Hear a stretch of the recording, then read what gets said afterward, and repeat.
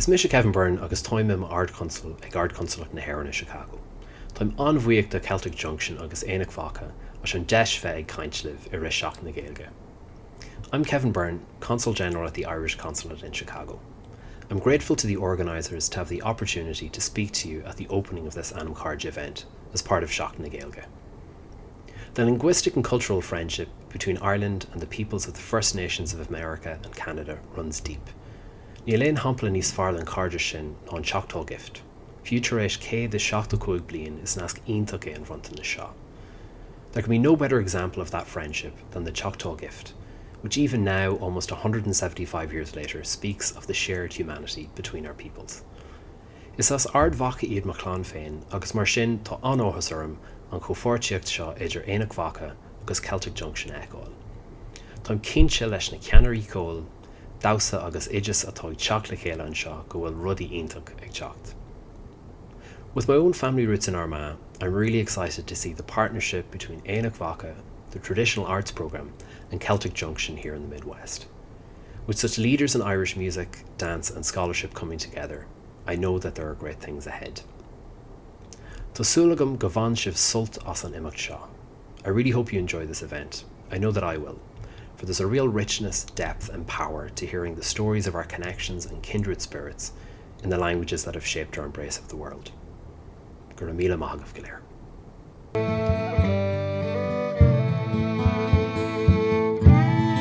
Mai galore a Chairde, tá farú na fáilte roimh go léir higan caint seo, higan sesiún cainte seo, agus tá mé héan an seo in éanaach mhaithe, agus béimiid ag plé cursaí teangacha, agus teangachaí dúchais. This is all part of Seachtain na Gaeilge le energy, and we're in for an interesting exchange. We have a lot to learn from each other to help contextualize our discussion.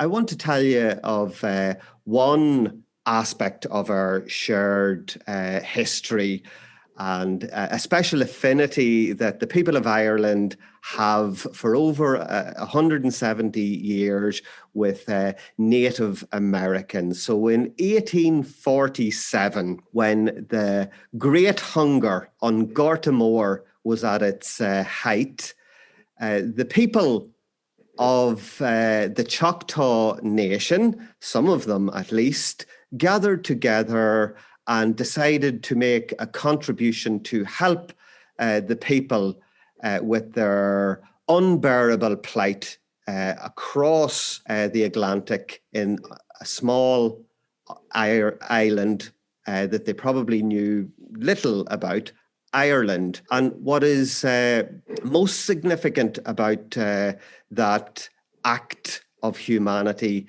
is that the Choctaw Nation themselves had been swept off their own native land to the then whereabouts of Oklahoma.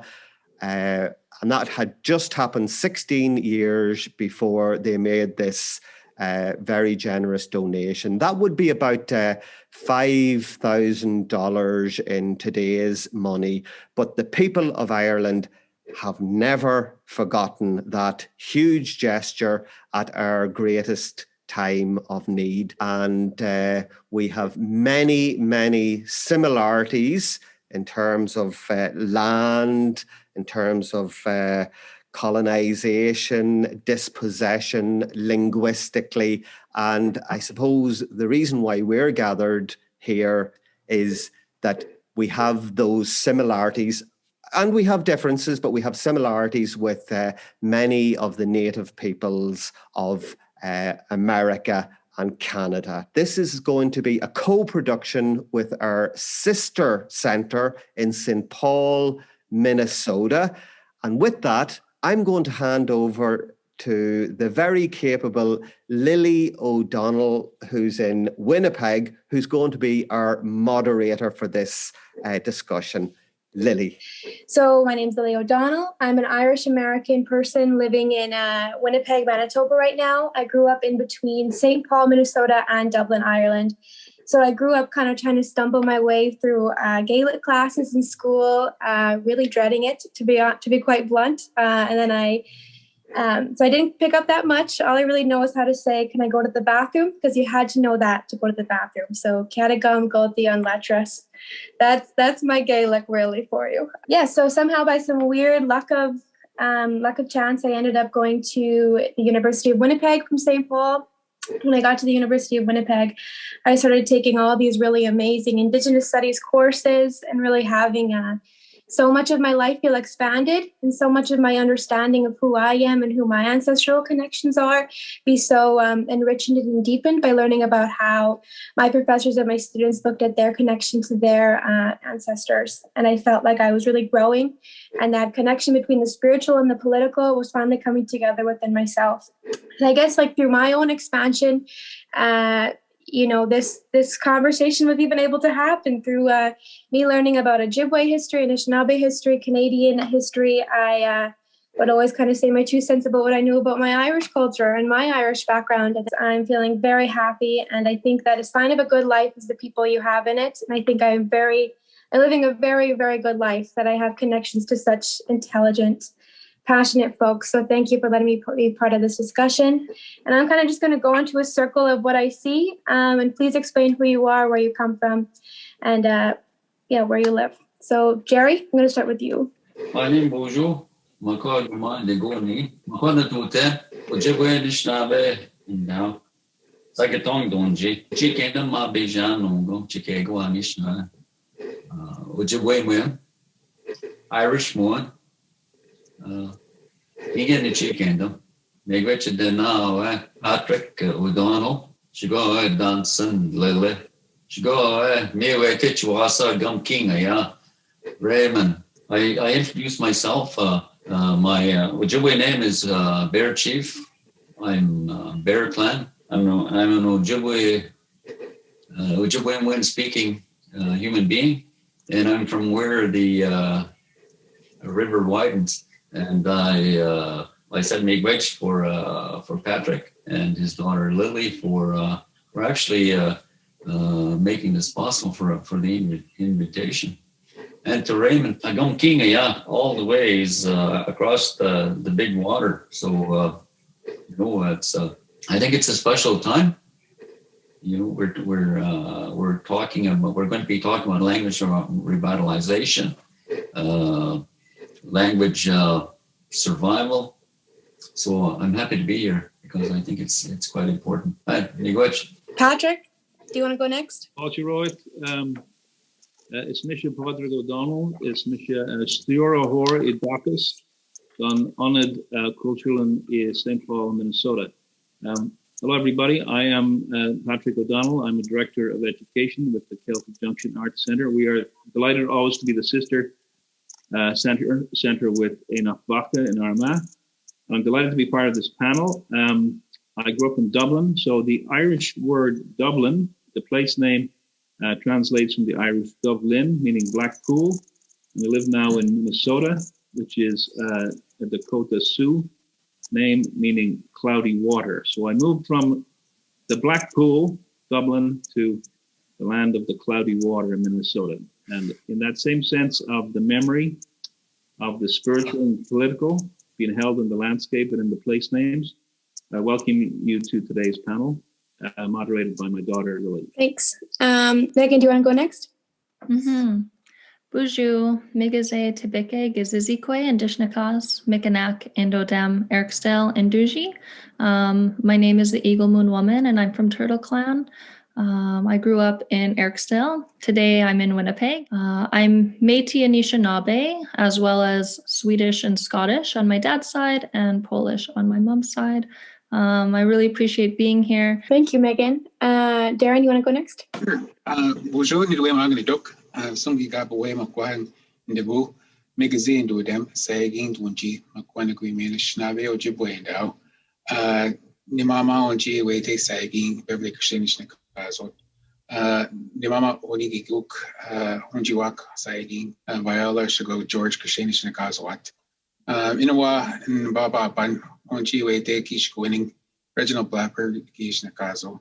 Nababa Omamayan Honji Titipi ni Zibing Shago Nababa Obabayan Honji Kish winning Harry Shago Albert Blackbird is Nakazawat. Gichi Minwe Damo Oma Ayayan Nongum.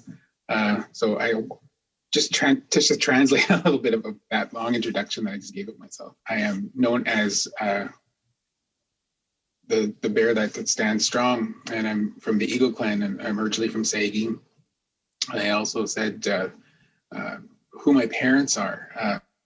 Traditionally, we're supposed to give that little gift of a little bit of genealogy so that you know who my people are. I'm from Seachtain, so is her parents, Viola and George, and I also talked about my deceased dad, who was from Isikuning, and his parents. His mom is from Rolling River, and his dad is from the same community as him. And it's kind of like a little bit of a protocol that we do and sort of ground and position ourselves. And so I also said that I'm very happy to be here today because of the topic that we're going to be discussing, language revitalization. So I want to say congrats to all of you for inviting me to speak today. Next we'll go to you, Raymond. Gurachéad maigat Lily Tamahéan Anson Gajo of a Kainch live on Shaw and you O Ardwaha Togu a Grishvik Linen me in Ardwaha Has. I learned the Irish language as a second language, and I spend a lot of time in the Gaeltacht where the Irish language is the home language. That's what we call Tuber na Gaeilge, the well of pure Irish. And it's great to be on a panel and to have the native tongues of our various lands being placed center stage, even though we're also going to use English as well. So, Gurachéad Maigav. Trídíomh is me sé Éimeach Murthy as cófáidseacht na Hailíne Tradiisiúnta in Neamhscoilead Mhaithe, agus tá an taithí orm go tugadh an sean seo dú gafaí sa ceol a chumú fahann sean scoileadh seo. Is brealam a bheith capú ceol agus chum mé an bhéal seo fachan Anamchairde.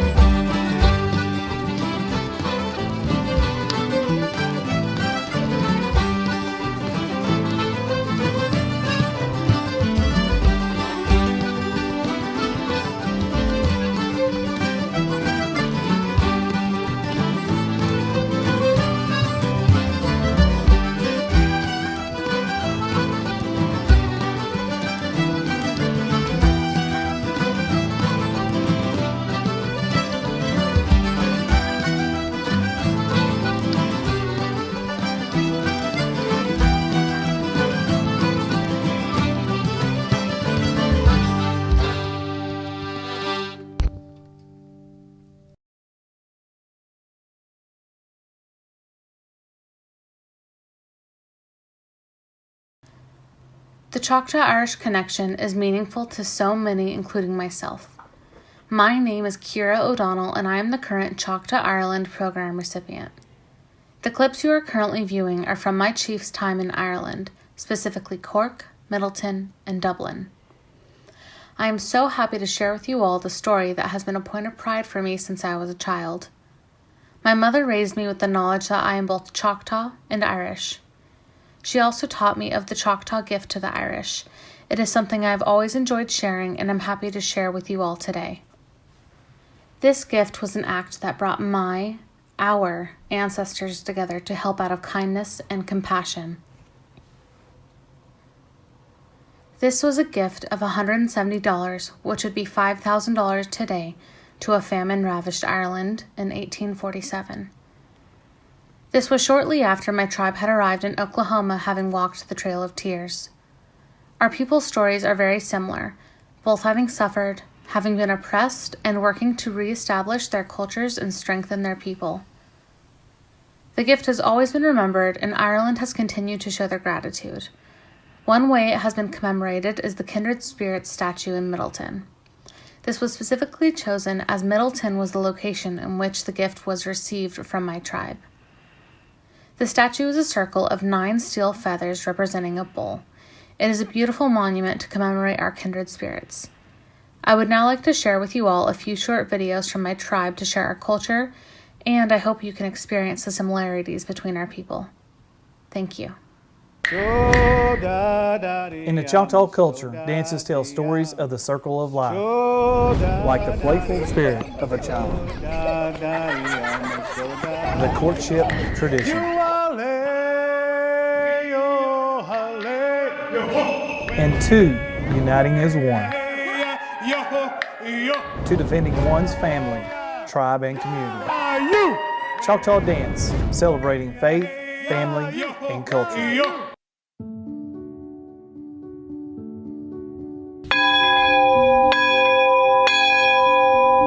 Lord, we just lift up all of those, Father, that have walked the Trail of Tears and that gave their lives for us, that we could have the freedoms that we have today, Father. As we walk this walk today, be with those, Lord, our elders and our young people, and just give us strength and guidance, and let us always remember the great nation that we are, Father, that you allowed us, that you have given us, and all good things come from you. In Jesus' blessed name we pray. Amen. Culture and tradition is only a generation away, that we may not have it anymore.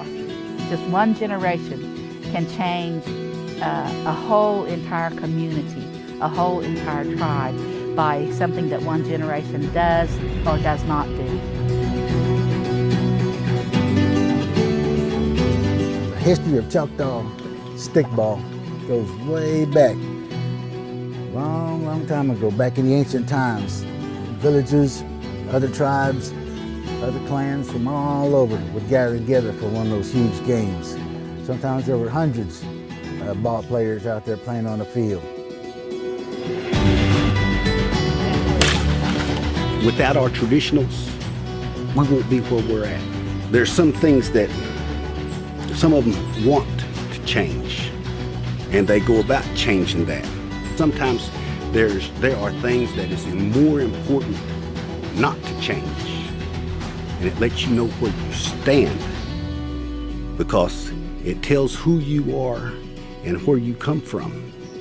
And in order to know where you are going, you have to know where you've come from. So that there's why I say, some things are more important not to change.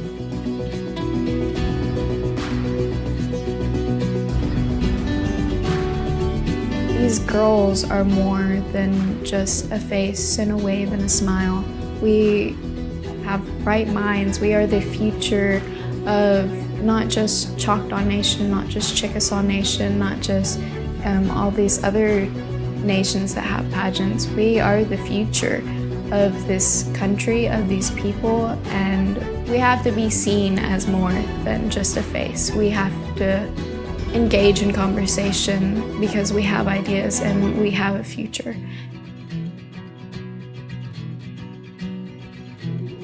Our culture, our heritage is built up on this resilience and fighting through adversity, and people trying to take away what we have and what we've learned, and still continuing to teach our customs and still continuing to fight.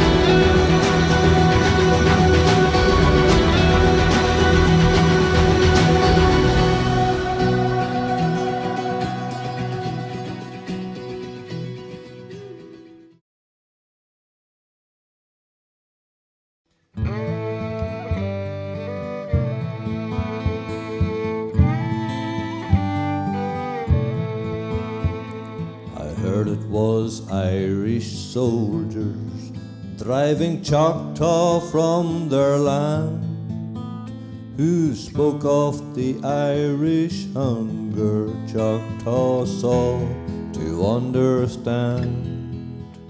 It echoed in their hearts as they'd suffered under Jackson's pen. They gathered all they could part with to ease suffering in other men.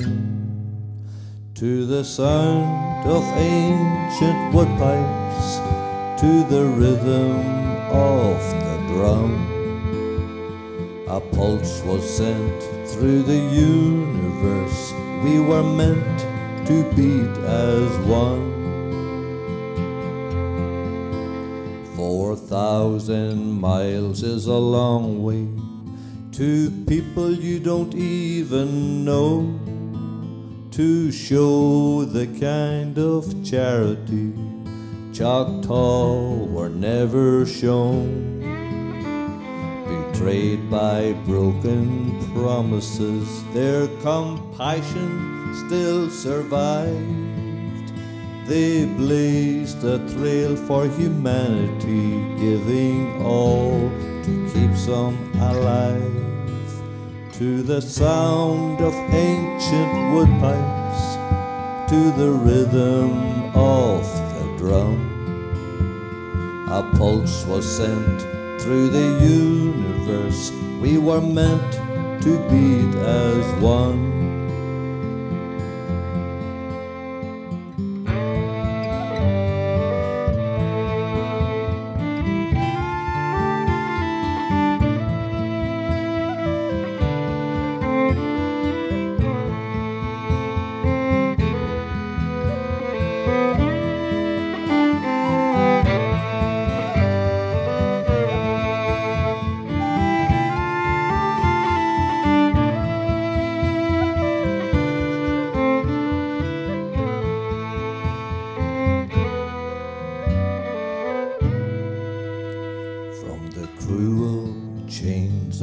History, kindred spirits emerge entwined, one thread of generosity tied to nations for all time.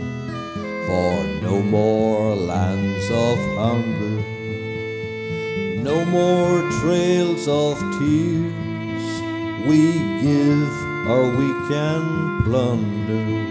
The choice, Emma, is clear. To the sound of ancient wood pipes, to the rhythm of the drum, a pulse was sent through the universe. We were meant to beat as one.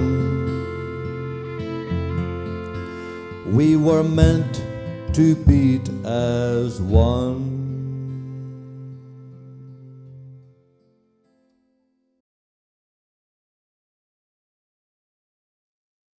Diahut, bonjour, hello.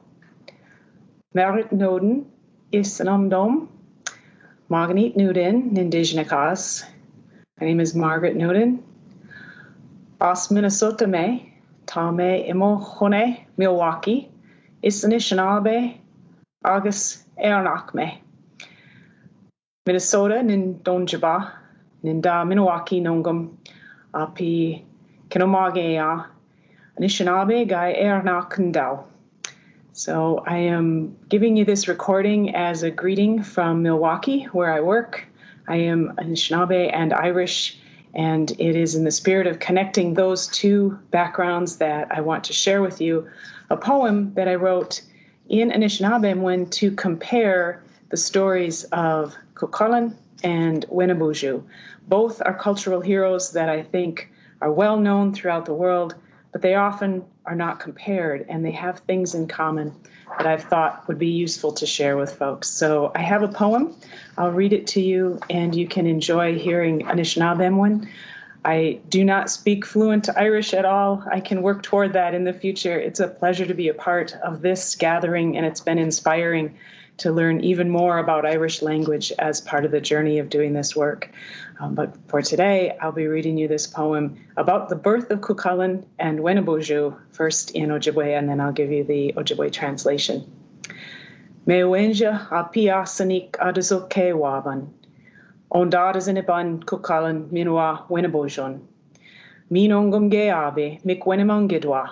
Beisho michigame minua lochnak. Long ago, when the stones told stories, Cuchulainn and Winnebuju were born, and still today they are remembered near the Great Lakes and Loch Ness. Bemodazajik, Bikugamagong ga ojitoat, Gizasun jimona denamawat, ejimaskawazit, Anongon jinagrawabandamoat, ejinawinagonazit, Nibudowat, ga gikenamawat, ejadazokewat. The ones who built mounds to celebrate the science of the sun and study the signals of the distant stars wove all of what they knew into their stories. Winnebujo gigashki on jinagazot, nitawagit, jimigajat, mishabijuan, minuaku kolanan, gi minnesanoazinit, nanakananit, ogichi animushaman kulan. Winnebuju, he could change his form, grew up to battle the water panther, and Cuchulainn, who became a hero in war, defended himself against the hound of Culann. Apaneago oshkikwewak giayang guamigoat winona windamagot ogashiman wigwaming ditina gaskanos atagot apia apaintsin misquaba kuminaquajiganing. Manado osan wa ijichigenet, wenji angoat, anisha ikwewak. As always, young women were warned. Winona was told by her mother in a birch lodge to be careful, and Ditna heard the whispers of a little man in a copper cup about spirit fathers entering human mothers. Ogoz's son ningabi anoat, bejikwa ga ondadazit, nidash ogashaman, bash kojiat. Ogozis son gizis nisoching dagoshanit oma. Ishqua gakamenenit gaye matagwa wigot.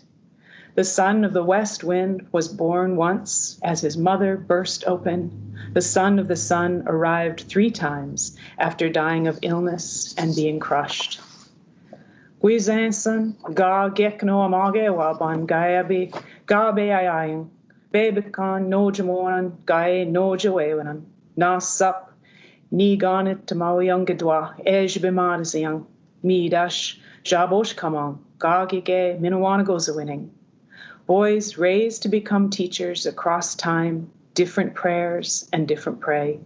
The same ones who can lead us through life and through doorways to the afterlife. Gumigwech winenim, gabizendawiak nongum, apchgogichanendum, mompibiayang, oma wasmoyang. It's really a pleasure to have you listen to this today and to be here, even though we're in strange electronic space. I hope that one day many of our paths will cross and we continue to connect Anishinaabe in Anishinaabe and ways of being Anishinaabe and Ernacht and keep these things going. Miigwech.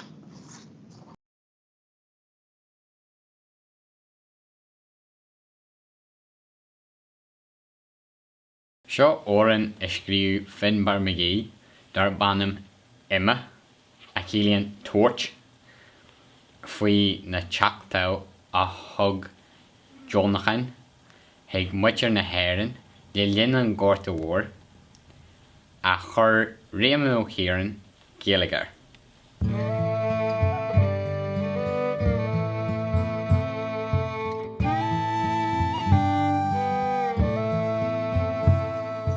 Bula mé gur saidirí an nacha ag glanú seachtach as sa dír a lór faoin ácras sa bhalla sé héag na seachtaíon na grí well bula an cóha iontu mar dulling siad faoi Fan Jackson sé crinní daró acu go méú faoisiú ag am rathrathal le crón na BBA mar le rahim ó na dromí seolú cúis leir fod na crinne bhuile bhuile gom bhuile sin fada an tathróil ar an iarthar dó daoine nach bhfuil is céad Grí mór na féile léirú nar taispeanú na seachtaí héin Tá go clú le na ngealtain is ach bhair an cóha in na grí ag ceanródaí achtar son le gine tuairtearú acu le gaineal bhío le crón na BBA mar le rahim ó na dromí seolú cúis leir fod na crinne bhuile bhuile gom bhuile sin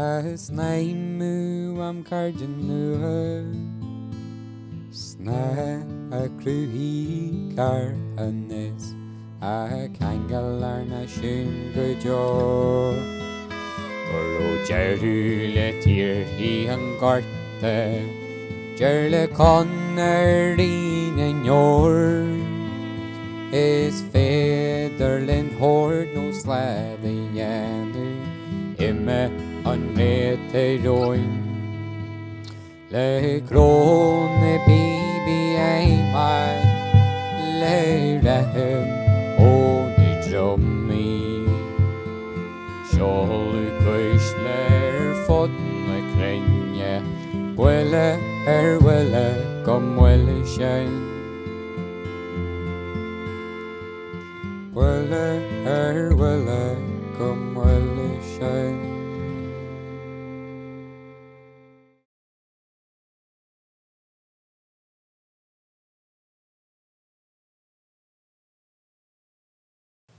Aha, bonjour, and no magan a dug. Gi Gaeilge me gu e wene de be ga giga doyan de dajin de man ani ne jitche geyang oma mekanako menacing ne we jaganashi me dash. So my name is Michael Sullivan. I come from the Lakota band of Lake Superior, Ojibwe, North American Indians in northern Wisconsin.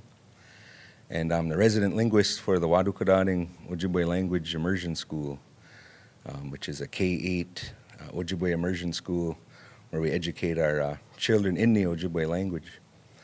So we have a number of similarities with our relatives across the water in Northern Ireland area, and the journey they've been on in regard to their language reclamation and revitalization. So the parallels you can draw between the two communities are striking. So in our community, what we're doing is we're working against the clock in a sense. We're racing time to document as much of our language, learn as much of our language from our last generation of native speakers. So we've had a imperfect transmission in our community with regard to language acquisition, and it's been about 2 generations now to where Ojibwe was a home language in the majority of our communities. So what we're doing is working with our elders while simultaneously educating our children. And we have a number of challenges that you may imagine, that kind of work. As the world moves more and more towards English, and it makes it a little harder and harder for us who work with endangered minority languages. The thing about our language for Ojibwe people, you know, they say in general linguistics, a language is just a tool for communication, just a tool for communication among people of a similar community. Well, that's compounded in our language with the tool is a spiritual tool for communication. So all of our traditional ceremony, all of our traditional song and dance, all of our rituals and coming of age things from life until death, all of those things require the use of our Ojibwe language. And so a big part of our identity, a big part of our culture, a big part of who we are is tied to our language. And we're working really hard to reverse that shift we've seen over the years. So we have children now who are educated in Ojibwe, many of whom get Ojibwe at home with their families or grandparents. And we teach them everything in Ojibwe. You know, if we just had an election, big election year, so we had to talk politics in Ojibwe, which, you know, hasn't always been a very common topic for Ojibwe chatter. So innovative things like that, you know, we're constantly working with our elders and our curriculum development on how we can sort of recontextualize our language and bring it up to modern kind of usage. So we stay pretty busy working on our language and working with our elders and teaching our kids. So we're pretty proud of the work we're doing over here, and really happy to be included in this this show or this documentary that they're doing over there, and the whole relationship with the Choctaw. It's fascinating, and you know, we're real grateful to have been included as Ojibwe people and to share a little bit of our language and our music and our way of life with our relatives over there. You know, myself, I'm of an Irish father and an Ojibwe mother, so I have some Irish lineage. So I want to send greetings out to all my Irish relatives across the pond. Hope to meet you soon.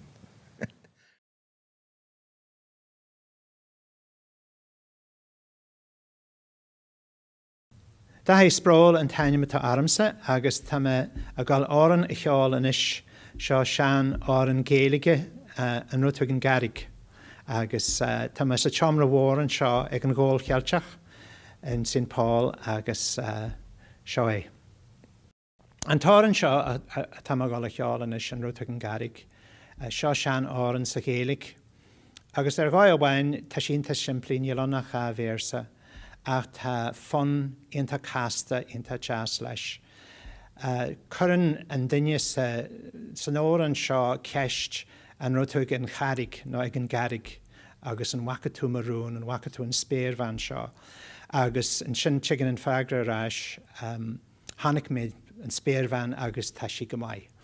Ach teora go bhhain fan áran seo go bhfuil sé plé leis na hafrinn seo ruúnda a bhí bhainnéirin, agus ní ró ceadig na daoine afran a bheith a dtithe pobl acu mar sin dó héad siad amach faoin túí agus bheith afran tíomh le Gaeilge, bheith an Gaeilge mar altar fahanne an rud seo. Agus híl me go raibh sé seo ionach ar annach fahanne ácaid mar seo na tá an spradaltacht sin a bunch leis an áran agus gur bé lár an áran an charig seo agus an taló agus atá gceist agus sílim go sin idirnach.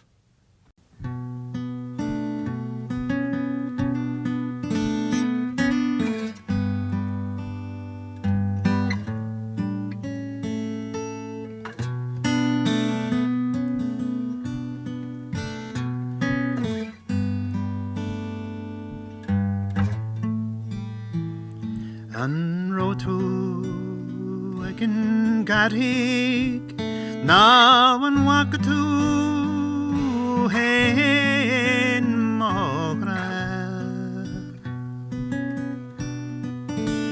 ná an wacatú gile agus finne agus géh na mra ná an wacatú an stú a bhain bachúra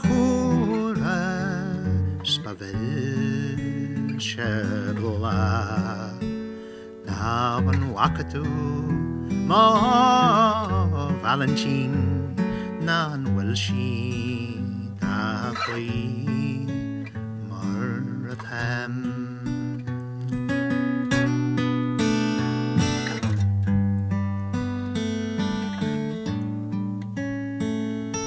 Da bhíos ag an garig is tá hanig mé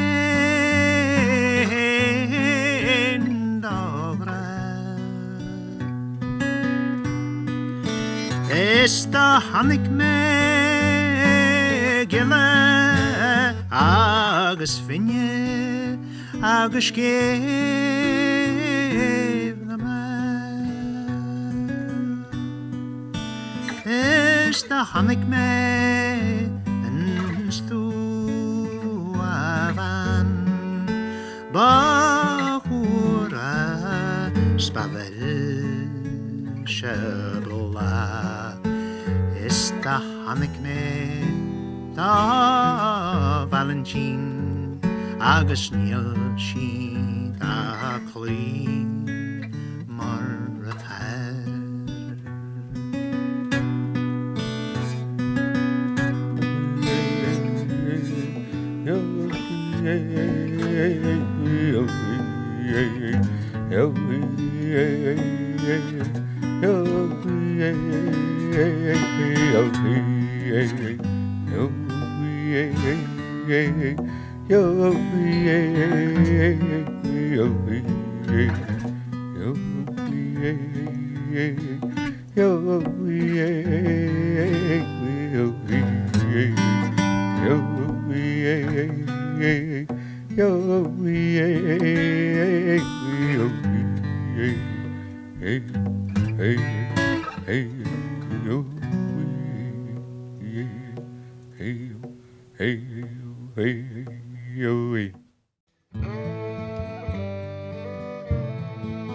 Now will we go around and just say quickly, what does language revitalization mean to you? We'll just go around again. So Jerry, we'll start with you. I think language revitalization for me is about life itself.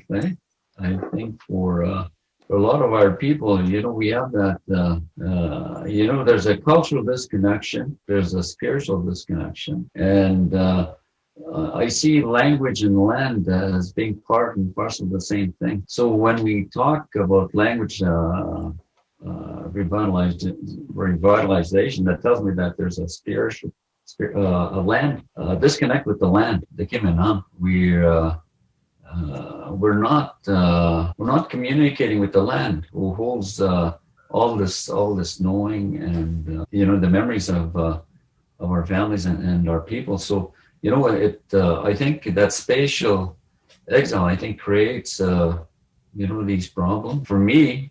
Looking at it from a spiritual or the spatial exile rather, and the social problems that it created will be mitigated by knowing the language of the land. that's what language revitalization means to me. Miigwech. Thanks for that. Thank you.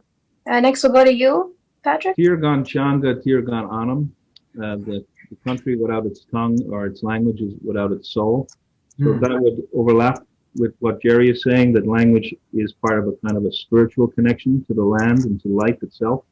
And I think the theme that Lily announced, that there's a spiritual depth inside the politics of language revitalization, is one of the real benefits of listening to the language spoken by Irish speakers and Ojibwe speakers today, to see the depth of the soul that is still carried by the language. The Creator, in whatever name the Creator is given, the Creator has given us language to be unique and to speak our words with respect for the earth. And so the consequence of language revitalization was all the way to the attempt to preserve the earth and preserve the memory of the earth. So again, the naming of the landscape, when you don't know the names, shows an amnesia which leads to a kind of a sickness in any culture. And so I think the question of language revitalization, as Jerry mentioned and Lily mentioned, is as deep a question as we can ask as human beings with a spiritual consciousness. Thank you. Now we'll go to Megan. Thank you.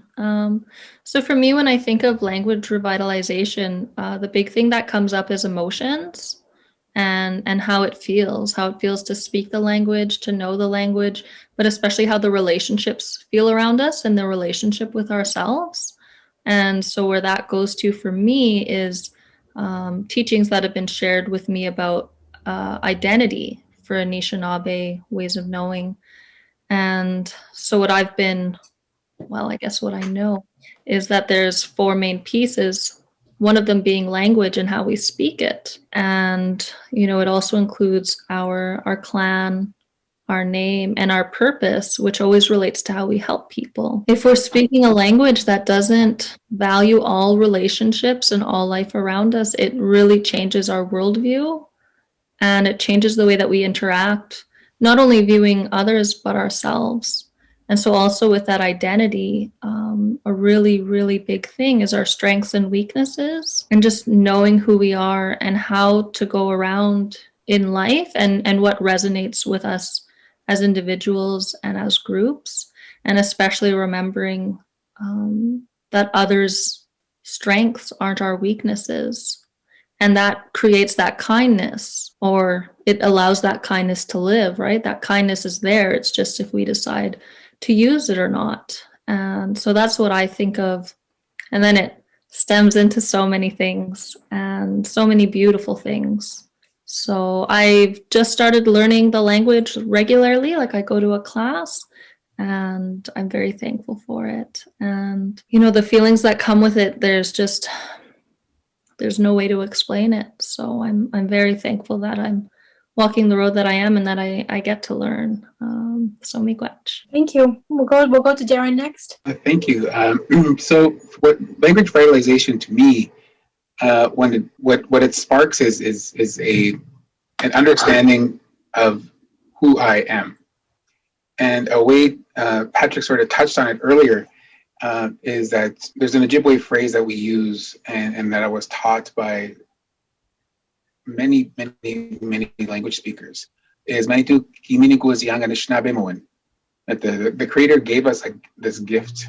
And for us as Anishinaabe, we understand that language is just one of many gifts that the Creator gave us to use. And if we don't use those gifts that are given to us, we become unfocused, unbalanced, and that tends to be the root of what Akwazi sickness is. And so for us, or for me, using Anishinaabe Moen helps heal me and helps heal my community. It's language revitalization is all about healing. It's about moving forward past all this historic trauma that we've gone through, the attacks on our language, and by just physically speaking, where we're remembering something, Another imperative is like, don't forget where you come from. So language revitalization is embodied in those two Anishinaabe phrases, and not forgetting who we are. Like my intro that I gave, part of it is Anishinaabe Ojibwe Ndao, that tells you that I'm from the Anishinaabe Ojibwe Nation. For us, we have to remember that language is essential to nationhood. It's one of 7 principles that the Anishinaabe understand that express nationhood. So there's the belief in Manitou, so belief in God, creator, whatever you want to call him or her.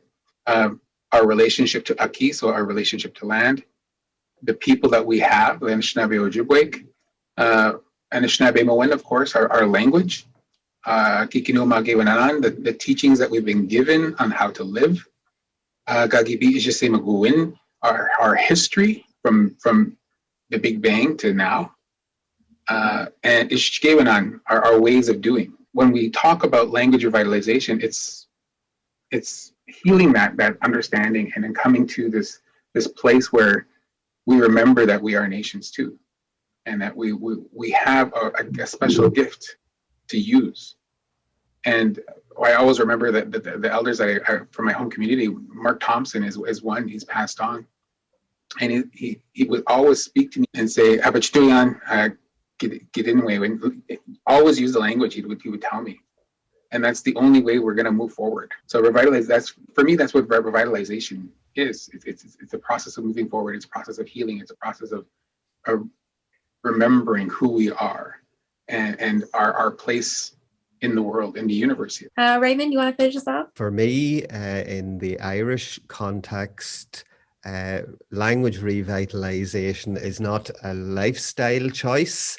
It's something that I have to do and I want to do. And thankfully, I also work in a job that allows me to be centrally involved in the revitalization of my native language. And I loved what Jerry said, and Darren also mentioned it.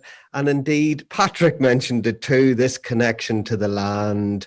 It's almost as though that unlike other aspects of nature, we're hovering across the land, and if we have anything that actually represents roots into the land, it would be our language, which connects us to the land and connects us to our ancestors who are in the land, even though their spirits are with us. But it also allows, it's almost like a compass for the future. And language revitalization is working in Ireland. We want more, we want better results. And there's far, far more Irish medium education than when I started school. I couldn't have gone to an Irish medium primary school, for example, but my daughter went to one.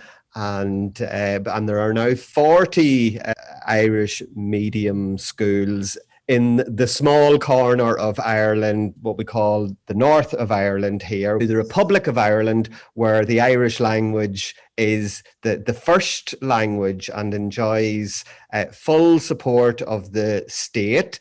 In the north here, the Irish language does not have an official status, but broadly speaking, the headlines would indicate that there is definitely more Irish language activity, more Irish language being spoken, more support for the Irish language. In fact, the Irish language is often seen as a chic aspect of our culture, and it is drawing more and more people of varying ages into its orbit. But we want more, and we want greater protection for the Irish language, and we want the Irish language to be available and open to all, which it is, not only on the island of Ireland, but throughout the world. So that's what the Irish language revitalization means to me.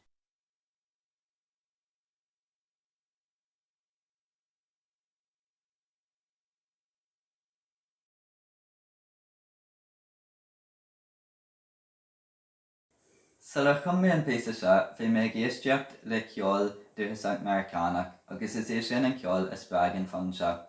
Ní fan airnach é, nó ní fan Americanach é, an máscin den dá cultúr.